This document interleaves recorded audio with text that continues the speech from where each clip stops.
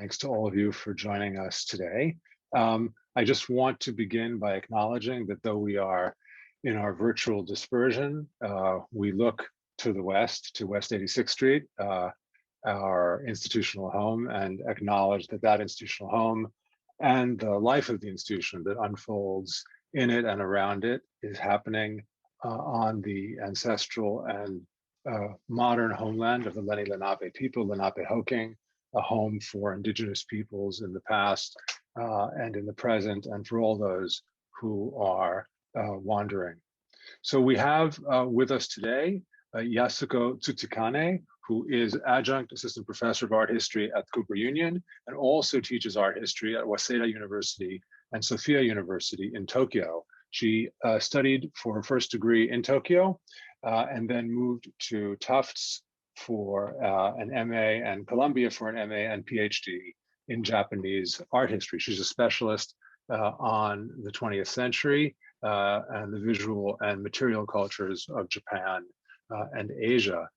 Some very recent publications in progress, recontextualizing Lucio Fontana's ceramics in Tokyo 1964, defining modernity in Japanese sculpture, two waves of Italian impact on casting techniques for a book on lost wax techniques to be published or just published by Brill in 2020. She has a journal project in progress on amateurism and calligraphy in post-war Japanese art.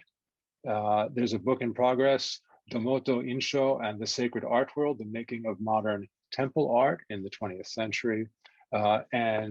Just to give you some broader examples of published works, an article on rescuing temples and empowering art, Nike Jinsapuro and the rise of civic initiatives in Meiji Kyoto, which is in Kyoto visual culture in the early Edo and Meiji periods, published by Routledge in 2016, and Picasso as the other, first global polemics of a post-war ceramic painting dichotomy, in a special issue of the Review of Japanese Culture and Society from 2014. So it's a great pleasure to welcome her here today as a visiting fellow at the Bard Graduate Center and speaking about disentangling the first global standard of ceramic art in early post-war Japan.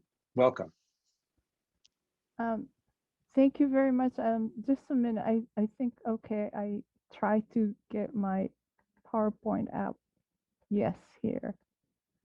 I hope you can see it. Okay, well, thank you very much for coming. I've been very grateful for all the people who've been helping me to locate some related materials, especially Laura and Anna in the library. It's been very challenging. As so many of you have been experiencing under this virtual reality world that we're living. I'm very grateful for you to come. I just like you to realize that my talk is probably going to be very casual today.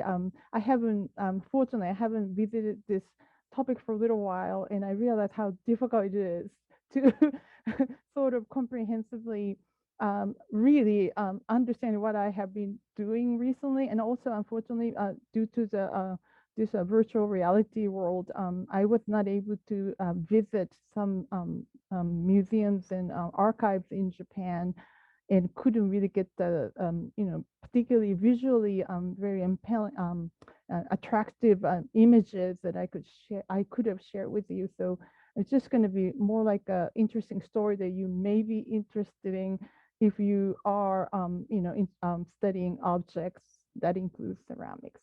Thank you. Okay. Do you think you can see? Okay. I think I tried to see. Yes. Go ahead and make your presentation full screen. Okay. Thank you. Can you see me? That's great. Okay, great. Okay. The title is Disentangling the First Global Standard of Ceramic Art in Early Post-War Japan. I'm fully aware of the danger of using a term such as global and international. It's been very much contested. It's just in terms of ramification, but I'm just gonna go. The medium of ceramics as aesthetic objects has been found across the globe, but Would it be possible to come up with some kind of global criteria conceived as united, fully synthesized historical narratives that would encompass all the phenomena related to one of the most globally prized media, ceramics? How should we deal with the further complication of having to consider the diverse identities of ceramics that have emerged since the modern definition of art and design started to be applied to categorize the practices of making objects out of clay? These are the type of questions that I like to keep asking myself. 2 years ago, I was fortunate enough to teach the first art history class on ceramics at Cooper Union, where I decided to focus on the theme of global connections and exchanges of ideas about ceramics rather than the standard historical survey of world ceramic art. This is because I'm not a specialist in ceramic studies, offering a self-contained independent field of scholarship, particularly in East Asian art history. Like many of my colleagues exploring ceramics as specialists, I do not have matching expertise in materials, techniques, and the commercial market of pottery. Rather, I'm a researcher interested in intellectual, sociopolitical, and interreligious discourses behind Japan's 20th century visual art that includes ceramic objects. My personal interest in ceramics is therefore about ceramics created and viewed as aesthetic objects, and ceramics as objects that are thought to be endowed with or reflect concepts, particularly collective shared visions or ideology, or objects that are controversial enough to challenge certain ideas or stir public discussion within a specific community. Today, I realized I couldn't really go into a very interesting parts of the metaphysical, philosophical discussion about ceramic as an object, but it would be more kind of a superficial survey. But you're just seeing the people on the right discussing about the ceramic show that they had seen actually the ceramics of Pablo Picasso in 1951 in Tokyo. In my talk today, I would like to share with you a part of my ongoing research that deal with what I consider as a distinctively visual method of proposing a global narrative in progress, an international exhibition of contemporary ceramic art. As a specialist of 20th century Japanese visual art, I will talk about my observations on two of Japan's first group of international exhibitions of contemporary ceramics, or more accurately speaking, internationally minded one in 1951 and 1964. The first show from between 1950 and 51 was an internationally traveling exhibition between Japan and France. And the second venue presented in 1964 for the first time in Japan an assemblage of a large number and variety of ceramic works brought to the country from abroad. In relation to these shows, I will focus on two matters: discourses stirred by these exhibitions, which interest me personally greatly, and one of the chief curators of both shows, Fujio Koyama, who was responsible for the selection of the exhibit. The first show in which Koyama was involved was Japan Ceramique Contemporaire. I'm sorry for my poor pronunciation, or Japanese Contemporary Ceramics in English, which over 2 years between 1951 and 52 traveled to two designations in France. It was actually conceived in 1950, so sorry about all the discrepancy of dates, but it's, I would say, roughly from 50 to 52. It went to Paris first, and then to Valoris in southern France, and then came back to Japan. The exhibition was an important one for war-torn Japan. Excuse me. Okay, I'm sorry, this is very disorganized. I just like you to meet one of the protagonists of my research, Fujio Koyama. Okay, I'm talking about this Japan Contemporary Ceramics exhibition in France. The exhibition was an important one for war-torn Japan's cultural diplomacy, since it was organized right before the end of Japan's Allied occupation in 1952. It marks the first post-war War II exhibition introducing Japan's latest artworks in any media abroad. An exhibition of contemporary ceramics art as an exhibition of contemporary ceramic art. It was also a seminal show that put together the most comprehensive display of contemporary ceramics of Japan to that date. The show mapped out the entire landscape of Japan's artistic pottery world, featuring 71 pieces by 49 living artists from a variety of artistic inclination and institutional affiliation. And you can see part of it, very difficult to actually reconstruct exactly which works were exhibited. We have the list of ceramists.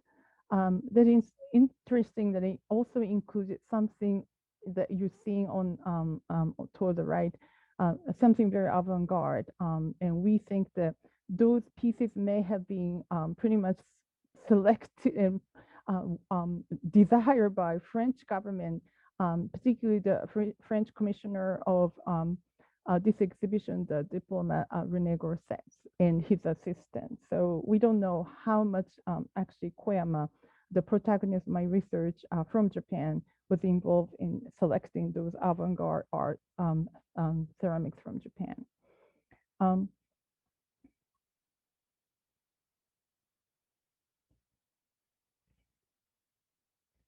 A great complication regarding this ceramic show occurred, and it was twofold.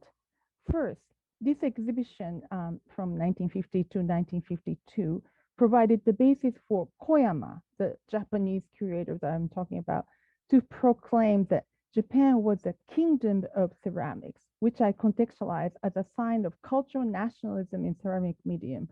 When you actually see some literature, people translate the same term differently. Some people translate the porter's paradise, but I translate this in a way that I think it may be interesting and more relevant to the time, I think.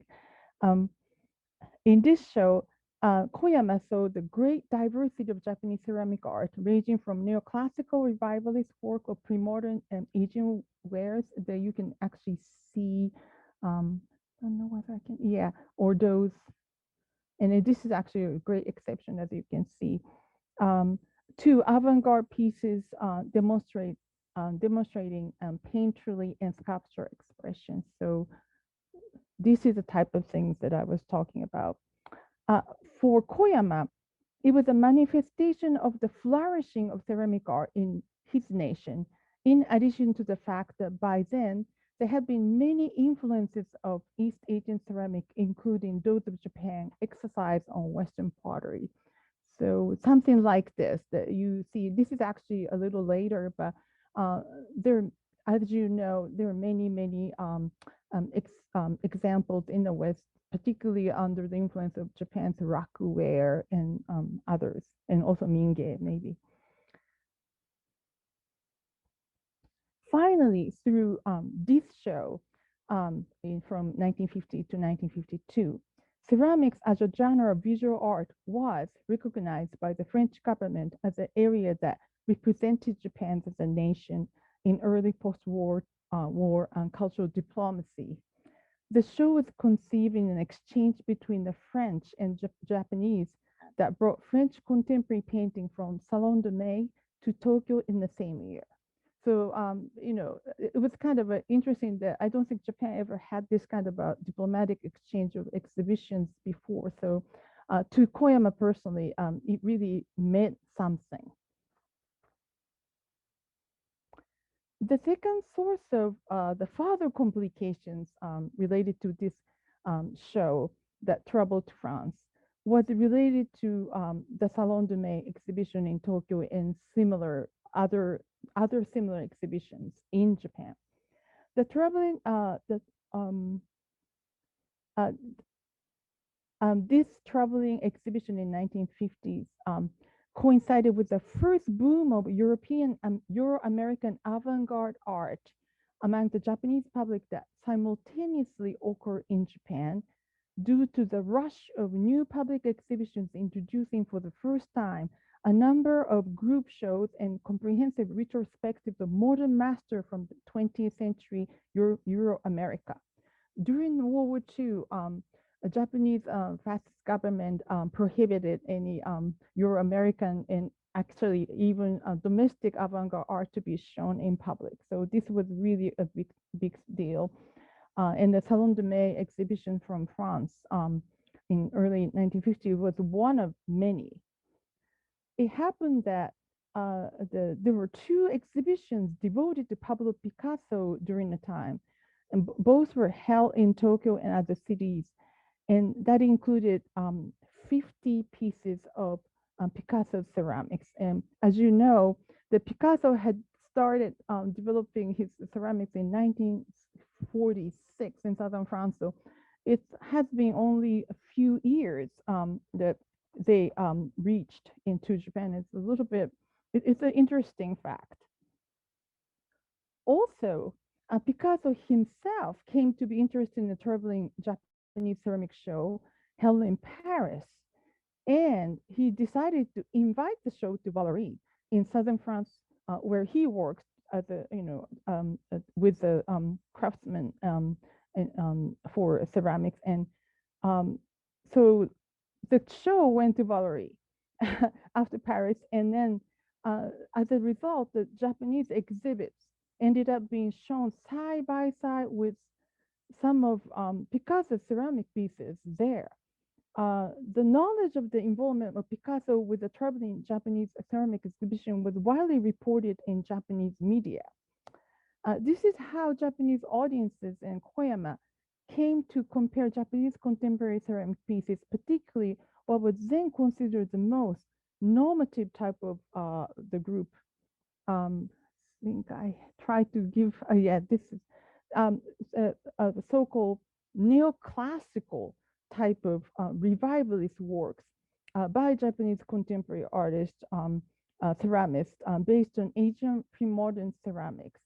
So those are the things that, the most of the Japanese audiences usually sort of stereotype their own art of contemporary ceramics, even though there were some interesting avant-garde tendencies are coming up.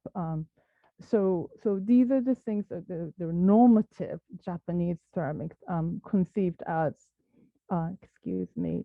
So the Japanese audiences sort of have this comparison in mind between something like Picasso ceramics, and this is actually the piece made by Munemaru Ishiguro, one of the exhibitors of the exhibition. I couldn't find the exact pieces that he shown during the time, but this would do, I think.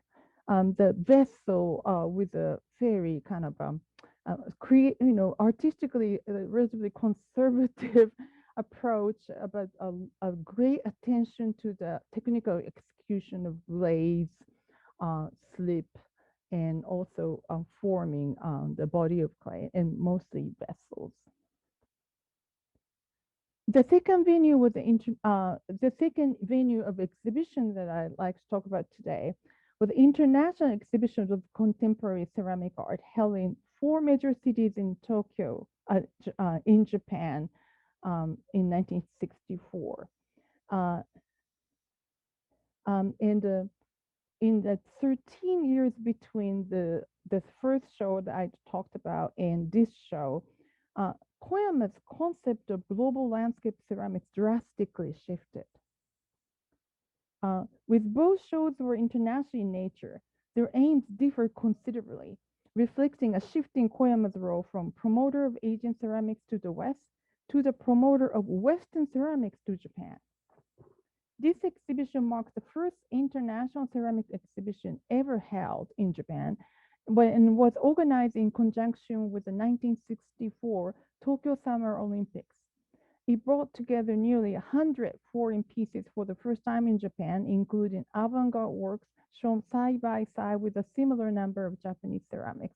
I do not have a lot of good images that I could have brought. I apologize, so it wouldn't be visually so dramatic in terms of contrast. Unlike the other international ceramic exhibitions that had been already held in Euro-America in 1950s and 60s, for the Japanese venue, Koyama was the major person in charge of negotiating and purchasing all the international exhibits through his extensive travels outside of Japan to gather information and selected pieces without having much expertise in the ceramic foreign to East Asian tradition, which nobody in Japan at that time possessed. The exhibition was a success in Japan in the sense that it provoked the public consensus that rejected Koyama's earlier proclamation that Japan was a kingdom of ceramics on the global map of the art of pottery. So they, for the first time, particularly the American avant-garde ceramics or most recent examples, they're not the ones that are represented there, but those are the ceramists that actually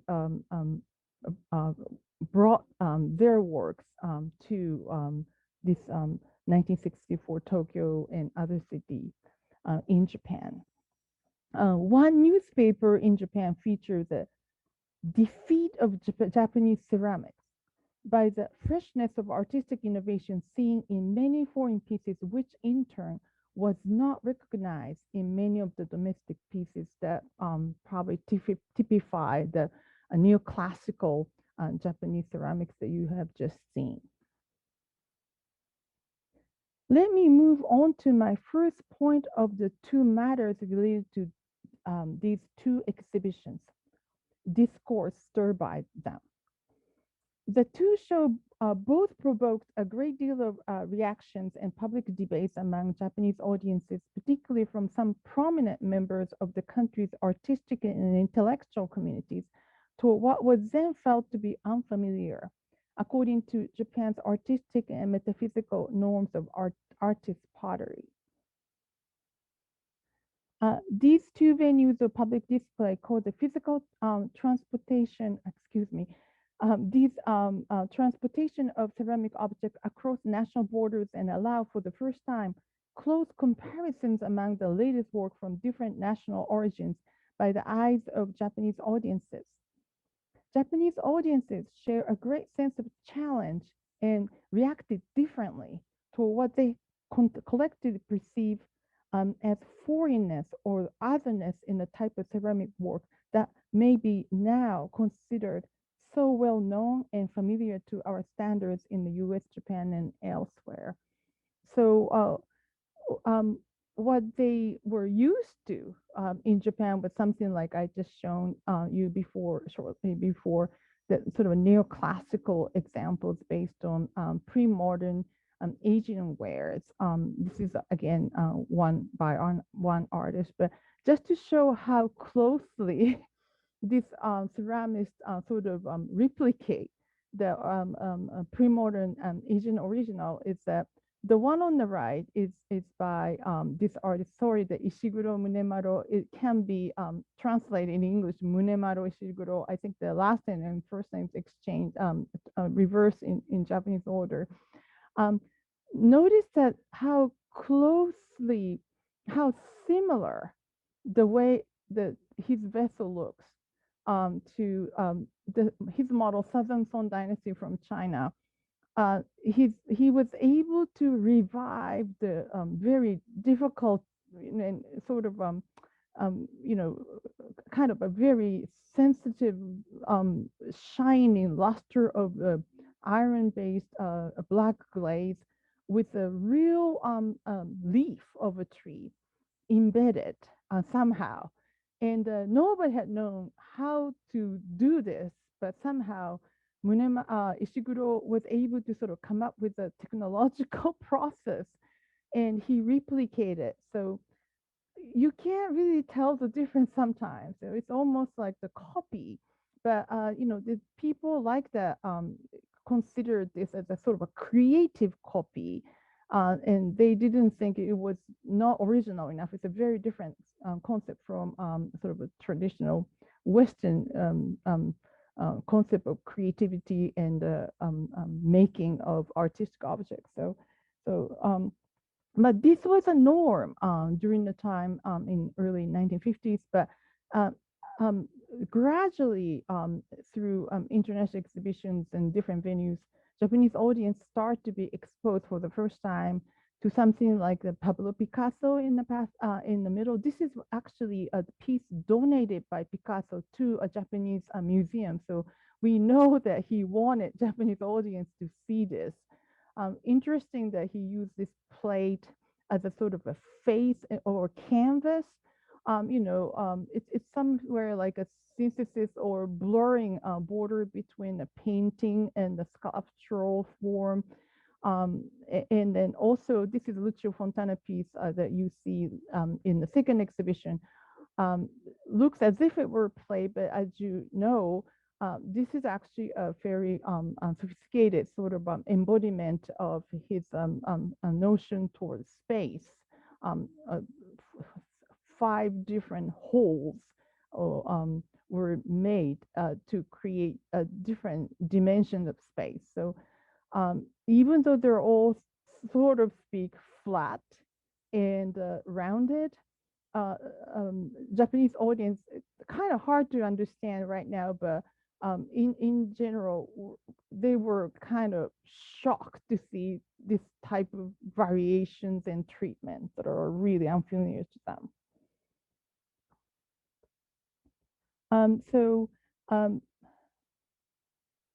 So I would just exemplify, I would just, toward the end of this talk, I try to sort of give you some 3 different kinds of examples, Chinese and Chinese Song Dynasty work. Actually, it's not limited to porcelain, as I wrote in abstract, but also including hard stoneware, and also Picasso and Lucio Fontana that are seen in Japan. The juxtaposition of ceramic work seen as locally normative and uncomfortably foreign occur physically in exhibition spaces and in the imaginations of audience members who the local printed media such as art journals and newspaper kept informing about the exhibition. So this whole comparison started to be shared by a very large number of people. And this is a kind of other juxtapositions. It's vessel versus more sculptural and painterly treatments when you actually see neoclassical Japanese contemporary wear against Picasso's works that are pretty close to what the Japanese seeing that time. Okay, finally, I'll be able to get to talk about this person. The second part of my topic related to this exhibition is Fujio Koyama. He's not somebody, one generally well known to the community of art historians and material culture specialists. However, he's one of the main protagonists of my larger research project on ceramics and belongs to the list of historical celebrities of East Asian ceramic scholarship. In today's Japan, he's best remembered as a pioneer Asian ceramic historian, an influential state culture policy maker with some controversial but partially concealed scandals, and an amateur but devoted potter. Outside of Japan, he's celebrated as one of the world-class archaeologists of his generation for his expertise in Chinese ceramics wares. My own project is to recover what considered to be an understudied aspect of his ceramic career. His work as pioneer curator of international exhibition that dealt with ceramic objects reflecting a wide range of artistic tendencies. I will argue that it was Koyama's academic training in archaeology of Asian ceramics that conditioned him to maintain a fundamentally unique approach to ceramics throughout his adult life. Koyama and his mentor archaeologists in Japan share a belief in empiricism rather than what they regard as a subjective judgment that could be extended from the archaeological practices to the artistic evaluation of ceramics. For example, they believe that archaeologists scientific, of course, it's questionable, um, totally scientific or not, or what is scientific, analysis of the physical marks left by chemical reaction of certain techniques of pottery making could provide objective and therefore universal criteria for evaluating the artistic quality of given pieces. Also, they tend to thoroughly survey all different types of ceramic fragments from excavation sites as samples for research, regardless of their own aesthetic preferences. My hypothesis is that this empiricism in the end helped Koyama to overcome his own biases and drove him to introduce what was then widely considered otherness, even though he may have not fully understand the cultural backgrounds of foreign ceramics art in its own context. He was known to be one of the first ones to discover this dingware fragments in northern China, and he also wrote extensively about this kind of southern song celadon, which was very internationally popular in the West as well as Japan.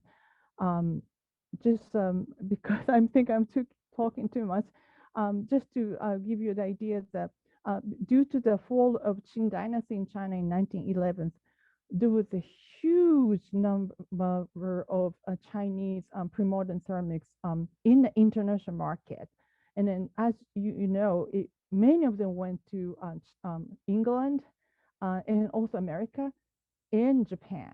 And then it sort of created this whole boom of Chinese pre-modern ceramic archaeology in the world. And Koyama was actually part of the International Committee of Chinese ceramic archaeologists. Before discussing about Japan's encounter with foreignness caused by this exhibition, I'd like to point out the current state of research on modern Japanese ceramic studies that is flourishing. I think I need to make it a lot shorter. I think I'm making this presentation too long, but I noticed that the BZC owns both copies that I'm showing. Those are the editors and contributors of those publications are my mentors and colleagues, and this is quite amazing and very wonderful situation right now. Particularly the one on the left, my friend Megan Jones edited with all of our mentors, Louis Allison Court at the Smithsonian Institute. This is really a seminal work, and I just want to share my own experience with it. This volume is based on the symposium organized by Megan. And that was the first venue that I ever be exposed to this whole theme of modern Japanese ceramics. It's very, I highly recommend. It's a very good book. And I just want to share you that this book actually answered this wonderful question, and it's a very important question on globalism in ceramic history. Would it be possible to come up with a globally shareable united historical narrative of the, oh no, excuse me, I meant the opposite. The second question, the modernity question, this book actually answers the modernity question very well, particularly in relation to the concept of fine art imported from the West to Japan in late 19th century. So how the modern concept of ceramics being developed in relation to fine art. But I feel like there's a room for somebody like me to actually keep asking the first question, would it be possible to come up with a globally shareable, united historical narrative of the world landscape of ceramics? I just mentioned about Koyama's engagement with archaeology. So that was one of the answers that some people had toward this question historically. And then I like to actually keep asking new questions based on my first question that you have just so. How do we evaluate ceramic art foreign to one's culture? And if there's such a thing possible, how do we know the universal criteria for the international community of ceramics? Because I just believe that in terms of reception, it is inevitable that one community tends to contextualize certain works that are foreign to their own ideas or assumptions or habits of thought. So this is a interesting question. I think that people can probably start thinking or start talking about more. You know, this controversy is it's still I just pushing this. The one on the right, actually the Peter Volkus, this is not exactly the same piece that he presented, but something like a Picasso's and Volkus was very controversial to the Japanese audience. So let me just talk about this some foreignness that I like to introduce. Um, as you have already noticed, the foreignness of Southern Song Dynasty wares from China was not quite foreign in a way that it had been naturalized in Japan and sort of adapted to be the norm or standard norm for emulation to create neoclassical work. So it's interesting. In Japan, there, the globalization of Chinese ceramic, particularly as it through trades, being very well studied. But what makes Japan a little bit different from other countries is that Japan had this tradition of the concept of Chinese objects or objects imported from China, which really meant anything exotic and valuable as objects. So it didn't have to come from China. But this framework was very influential for cultural, political and economic elites in Japan for them to create form their private collection. So, and that included ceramics. So it can be lacquerware or painting that you see on the right. And then, but this particular situation was sort of modernized in the sense that, as I mentioned about this fall of the Qing Dynasty in China, the international boom of Chinese ceramics that may be the best represented by the British Museum collection that many of you probably seen, the Sir Percival David collection, very impressive array of thousands of Chinese ceramics formed right after the fall of Qing Dynasty. And Japan basically emulated, that includes Koyama's mentor's generation, in this pursuit of Chinese ceramics, particularly Song Dynasty wares. So what you see on the right is this is the biggest Chinese collection form in Japan called Yokogawa collections in Tokyo. Now it's in the Tokyo National Museum, but it used to be a private collection. This owner, the collector actually emulated very consciously David collection. So there was almost a competition among each other. So a Chinese ceramic boom became a modern international phenomena. So when we're talking about China's wares, the foreign wares to Japan, it was naturalized traditionally in the pre-modern Japan, but also was sort of fortified and stimulated again through international boom of Chinese ware. So that's interesting. And of course, Koyama's effort in archaeology was also a part of this global phenomena. Again, this emulation of Chinese ware by Japanese contemporary ceramist, Ishiguro's piece now in the middle, sorry, emulating this Chinese Song Dynasty ware on the right. This kind of tendency was very much promoted by Fujio Koyama. Again, this is the opposite. It should be the Fujio Koyama, who actually used his expertise in archaeology and actually promoted and endorsed those who emulated the technical revival of Chinese antique ware. So there's a lot of kind of connection between the art and archaeology and a Chinese ceramic boom in the international market. So this is the same artist that I've been showing you, the artist of ceramist who actually created this emulation of a songware on the right. He also created different kind of more, maybe I would say, original adaptation of Chinese antique glaze. But basically, technically speaking, he really relied on the sort of effects, aesthetic effects of Song Dynasty ware that he sort of discovered how to reconstruct on his own. And Ishiguro was actually awarded as one of the first Japan's living national treasures, uh, particularly for his ability to replicate the Chinese glaze.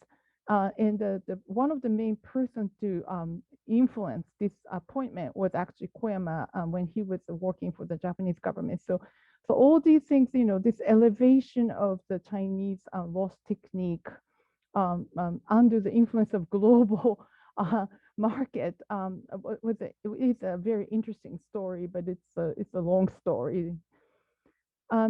So let's move to Picasso. I'm sorry. I'm just going to try to go very quickly because I'm really running out of my time. So Picasso's exhibition, Picasso ceramics, as I mentioned, in relation to the first exhibition, international exhibition that traveled from Japan to France in early 1950s. That was around the time when a great majority of Japanese public, maybe urban public, got to see Picasso ceramics and really created a lot of debates. What was interesting is, as you see two gentlemen here sitting on tatami mat, there are typical ceramic connoisseurs in 1950s in Japan. They really had extensive knowledge of Asian antique ceramics that include Song Dynasty ceramics. And, they're very knowledgeable, but then they had to see something like Picasso's around potters, earthenware actually, presented in 1951 through several Picasso-related exhibitions. And then they also knew about various, incident where the, Picasso's pottery was actually juxtaposed with the Japanese neoclassical wares. So, they were very disturbed. And most of the interesting debates that is something like this, the one in the middle is actually exhibited in Tokyo. This creativity, was not something that many Japanese ceramic connoisseurs regard the most important. The technique was the most important for them, and they consider Picasso's earthenware as something like amateurish or not so refined technically. So there was a lot of debates about whether it should be, the criteria for evaluating ceramics should be either creativity or the technique. And interesting that they literally talk about those the juxtaposition between the two pretty much mentally, and there's an endless debate, and it's really interesting. The last one that I like to talk about is Lucio Fontana, my favorite.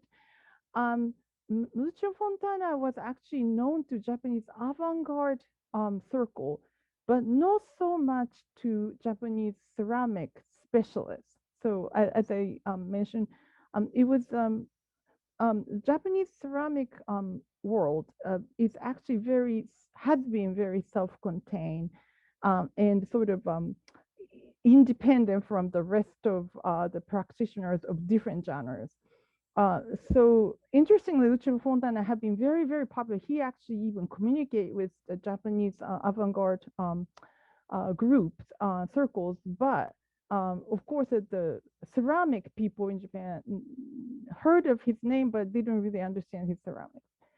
So, excuse me. So when the second show, 1964, came along,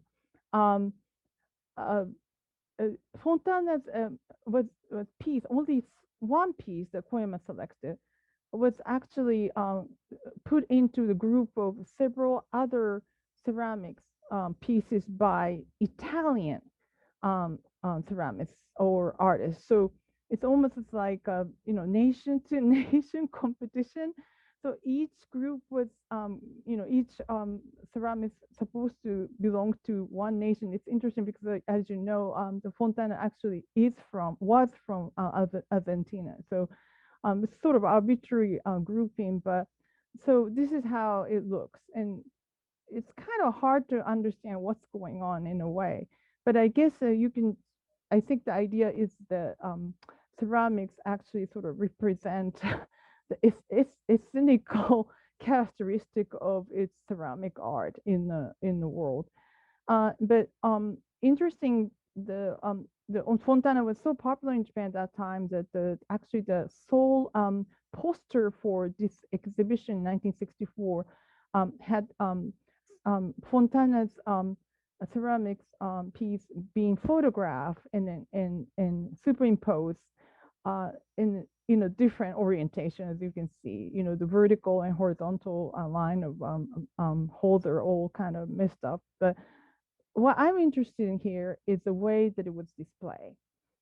You can see that this piece was sort of held as if it were a plate, and you see these little tiny sort of holders on the ground on the tabletop.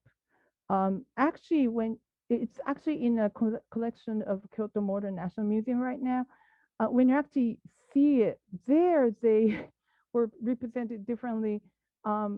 You can see that this is a very, very sort of thin um, um, sort of tablet, but it's kind of a nuance in a way that there's a lot of surface scratches, and it's very difficult to see what would be the best way for the piece to be represented according to the artist's original intention. So here you can see the Fontana's piece, and then this is actually how Fontana presented his tablet pieces with his holes in his own exhibition. So it's very different. This is a similar type of work, and you can see this piece in this photograph with Fontana here. Very, very different.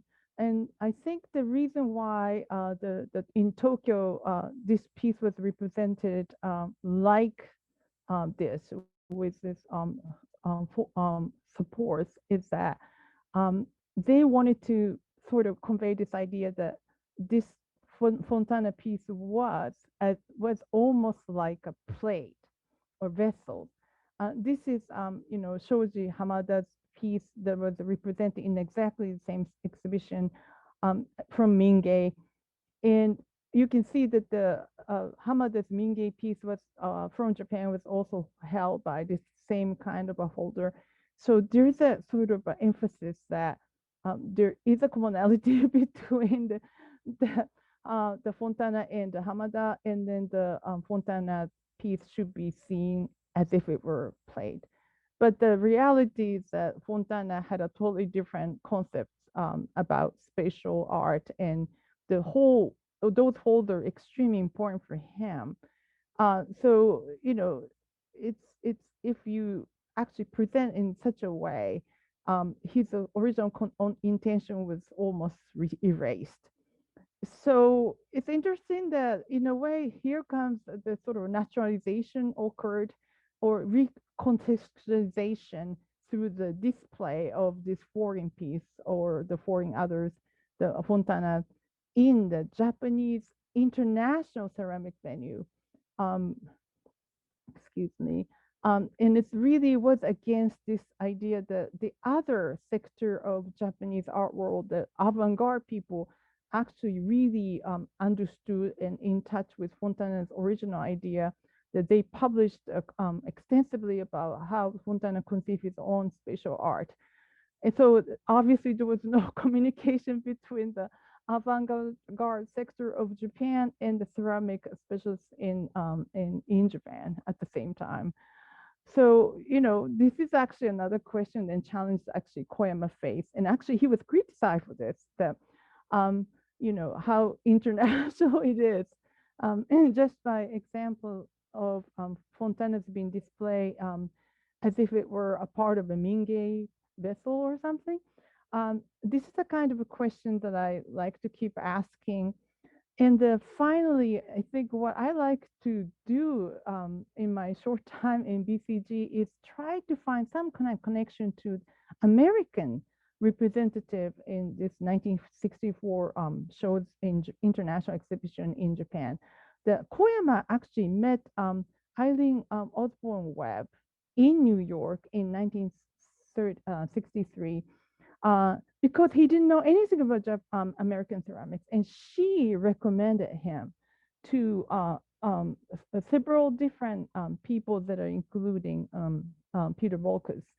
And I'm just wondering how it happened because as you know, the 1964 Webb was about to launch the Warcraft console.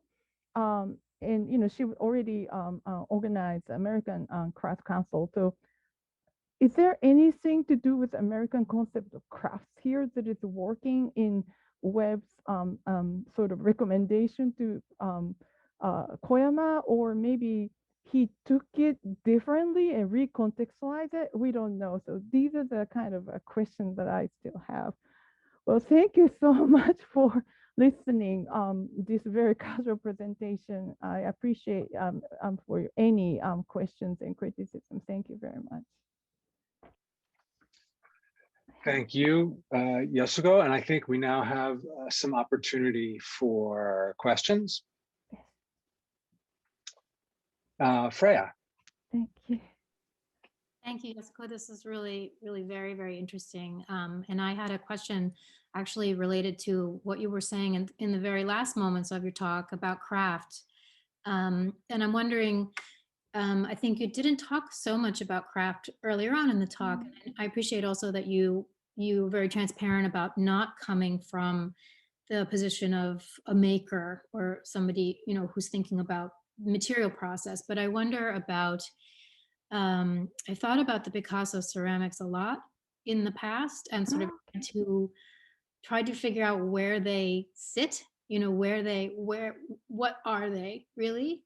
And I wonder about this question of craft in the Japanese tradition and in the sort of broader world craft tradition, of ceramics being very much about process and often not so much about finished product. And I know certainly, in Mingei, and that there's as much as there's a tradition in Japan of collecting this sort of beautiful objects. I mean, you talk about the Chinese objects. There's also a sense of ceramic making as something that's done in many, many multiples, right? And sometimes the finished product is not worth as much as the, like the national treasure who's making those objects.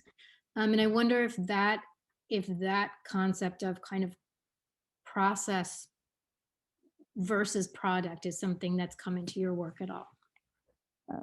Thank you so much for a wonderful question. Actually, I wanted to talk about the sort of application of a Western concept and practice of crafts to Japanese ceramics, but I didn't have time.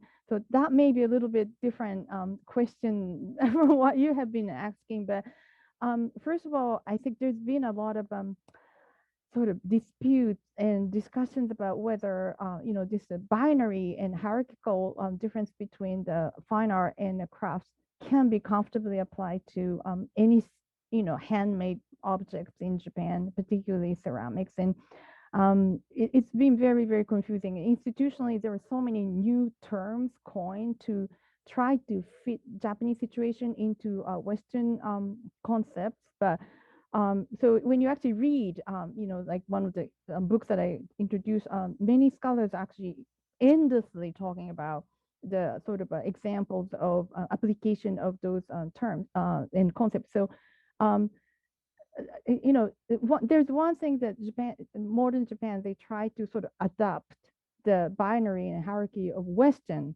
fine arts and crafts. So that's one discourse. But the other one is, as you talked about, more from a kind of a broad point of view. I think it's an excellent question.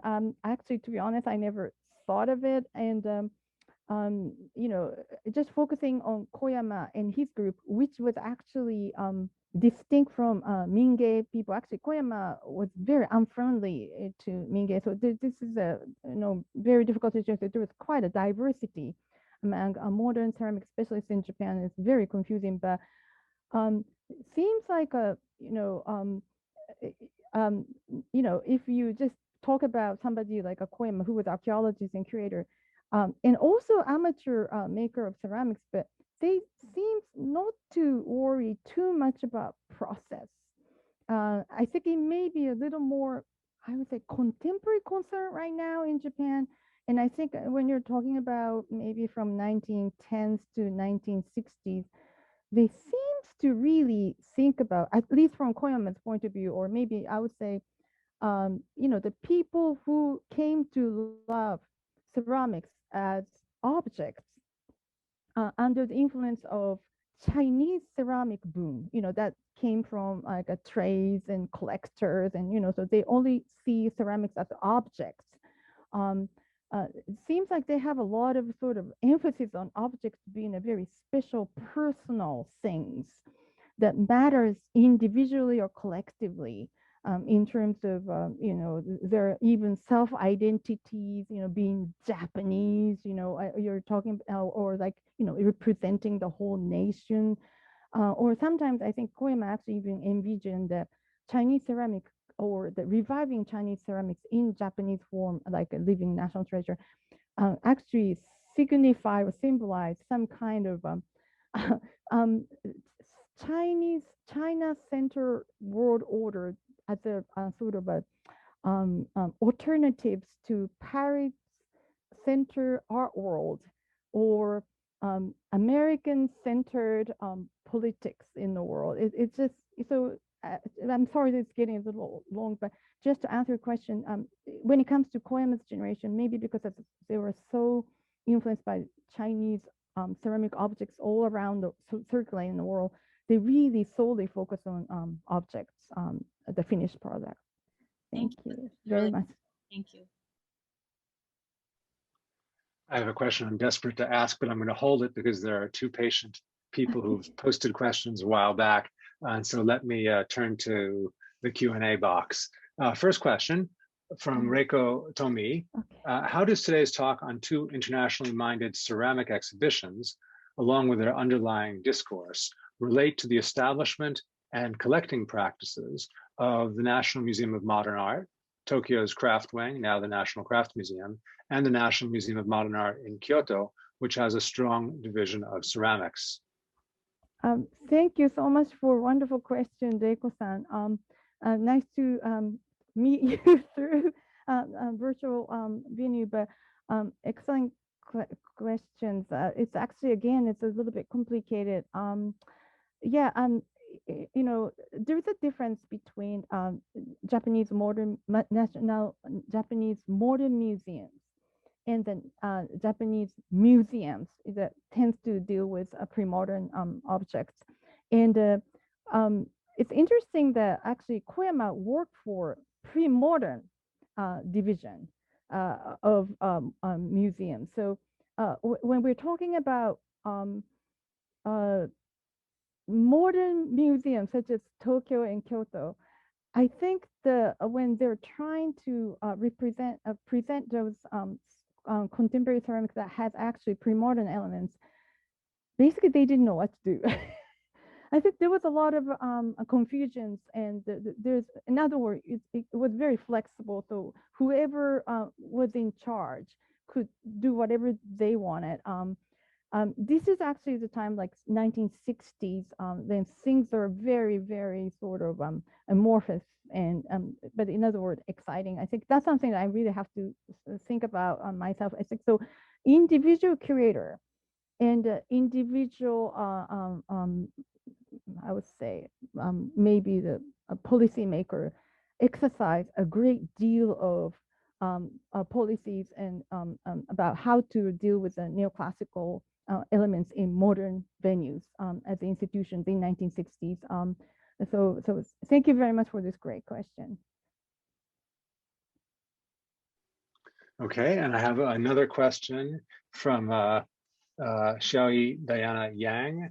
Thanks a lot for your interesting talk. We all know that Wabi aesthetic had an overwhelming impact on pre-modern Japanese ceramic production and connoisseurship. I was wondering, how did this Wabi taste translate into modern, circa 1950s, Japanese audiences' reaction to avant-garde ceramics from the West? That's a very interesting question. You're talking from aesthetics point of view. And I think the Wabi-Sabi, actually, discourse is very important. I think it was actually, I think, almost invented for modern audience because, as you know, the Wabi-Sabi actually originally came from probably tea ceremony background in medieval Japan. But in a way, interesting, it didn't play a very big role.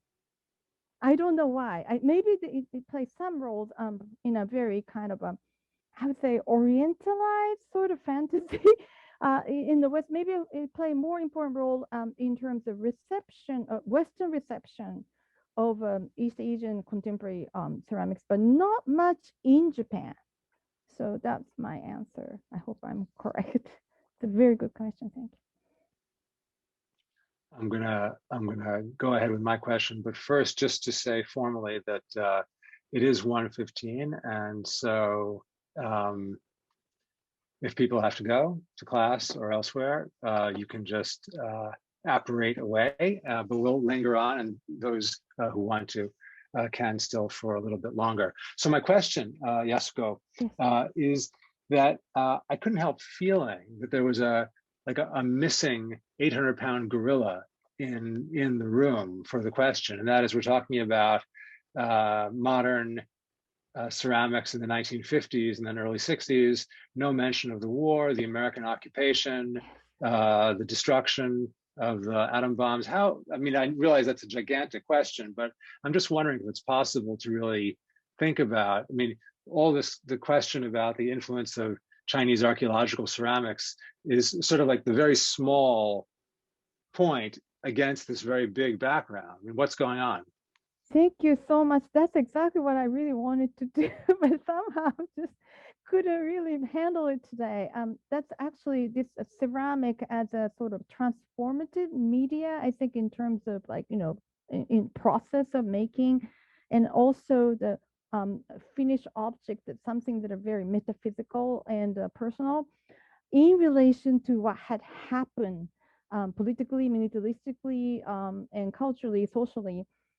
Is my big project, because it's interestingly, Koyama and his generations that are born around the turn of the 20th century in Japan as ceramic lovers seems to really reflect their identities onto those ceramic objects. Maybe because there's a very certain way of thinking or discourse that even though the country completely broke, ceramic objects still endure, or maybe the clay is still there. And actually, this is one of the projects that my colleague at Cooper in the modern Italian art and I are trying to develop.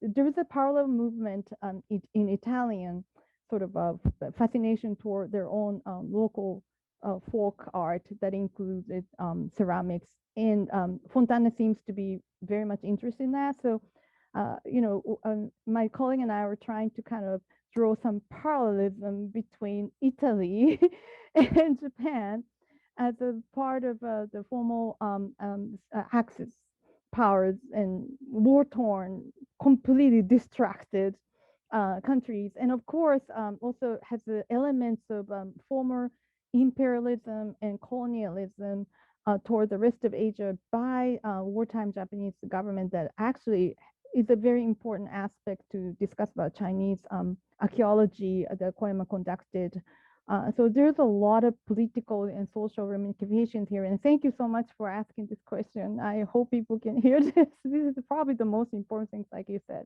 Yes, exactly.